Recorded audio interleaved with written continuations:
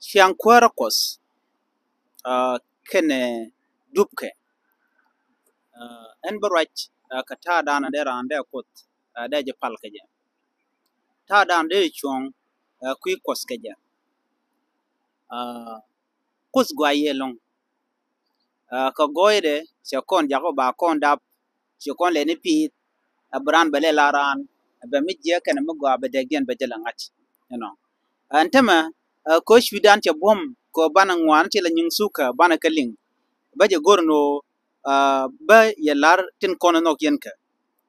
Ko Nok Yen no Bekan Galatkin Toto, Ray Chiang Quaracos. Ka dob dan guen eja baje gor no bari da baje top chi ko naga je bat ko nog yena kon chen kanok ko kuje mo men balar ne de kon tilabu tien ka chwon ko bia mush tin kam ka ya bia ka cham ke bia ka let kuno kon le yen ka tien ka chwon ba ko lar yeno chu ko te jalar la tok chamake na mo telere ko mini de kon de pin dun monok ken no cham yen ka tele yere chamake kan much tarambi ya ka no kwen Yesu Kristo karwa da bi yete je chankel shu kone yeti tele ne longa chang baga jala ne chiang no tele dien ka chika te go ka kuje mo yene diala kon na jeno de much de ka cham pastori gwaye ane pastor tien ka chong mi di long chama ke ki la ka mandana le dien ka du no rek akaramimo le right kot ka do mi che jan do badanen inshallah de konyal me ke bien much ka ba ke me ke bien ken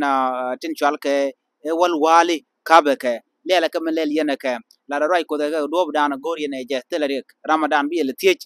ba yo le tiech yankel konyal god danan ci win mon chetel luang ke che gut de jogo no shama ke no ria do diende o kan kon la fake prophet ni mi jin fake prophet kala na ga jin won antama ke jen gwasa me da maramo ke ni maramo ki jin fake prophet ko kuje mo de jogo no jin sham ke katin content chami dene ka kanyen kon gori no bilatke ko jenda na gon wari jeno be keneling ani yere ka kan wari gwad wugatino yenji wal dial na ka kan wari ko jendo bdana nok gene ke jendo bdana gor kene ka kuje mo chaye bile rebook ka chaye bile look ka chen jegre kon lat ko ro society ga dan ti yen ka freedom an tam lada ke